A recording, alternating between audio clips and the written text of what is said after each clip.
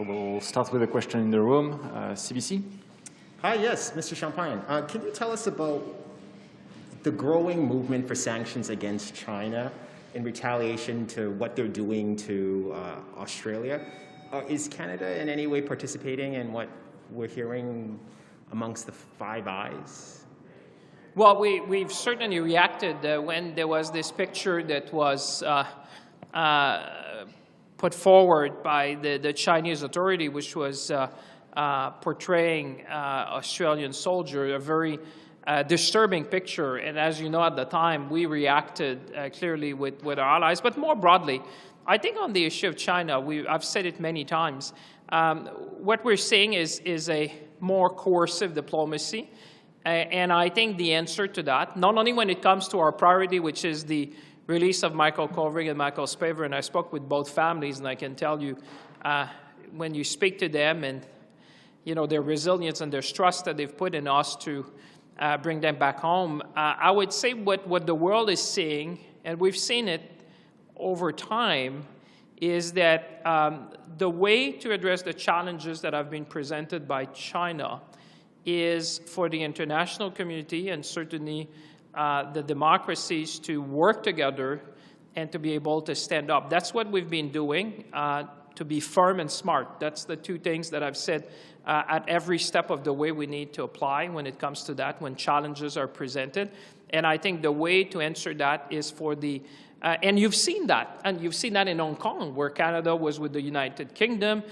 You've seen it when we were with the United States, with the Five Eyes, with the G7.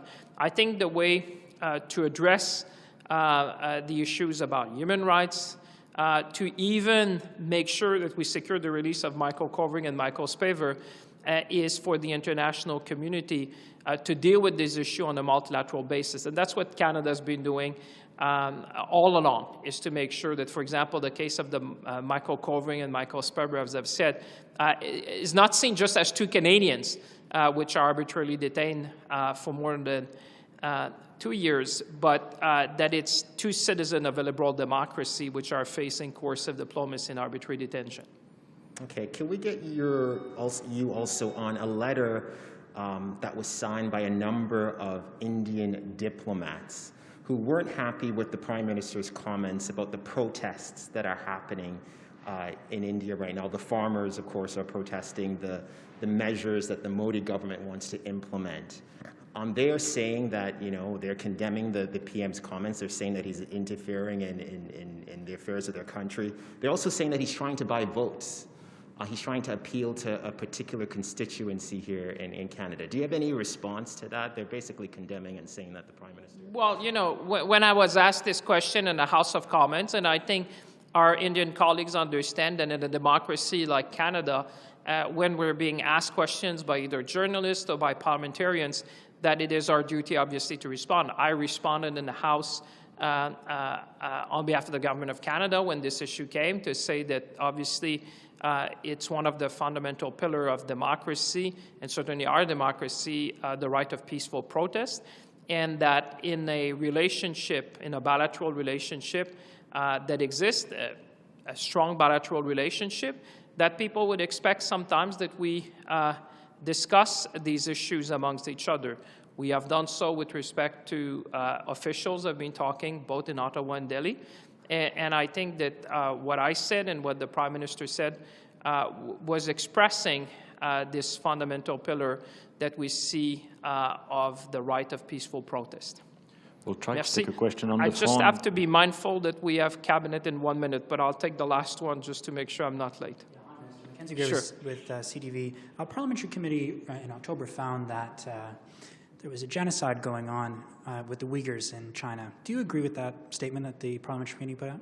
Well, first of all, I said many times that I appreciate the work of the parliamentary committee. They do important work. When it comes to the Uyghur and the situation in Xinjiang, we've done a number of things. First, we've been expressing very clearly, both publicly and privately, that we are extremely concerned by the reports that have been coming out. I raised this issue with my counterpart. Not only we did that, but when I was in the last trip that I did internationally, I did speak with the United Nations High Representative for Human Rights to look at what do we do beyond words, what kind of actions the UN and her in her capacity as the United Nations High Representative for Human Rights would do. And we have co-signed as Canada a letter with other 38 countries a few weeks ago to call for free and unfettered access for UN representatives to be able to access that and to report back to the international community so that we can assess the situation and decide collectively what we're going to do in face of these very troubling reports that have been coming from Xinjiang. Merci. Merci tout le monde. Merci.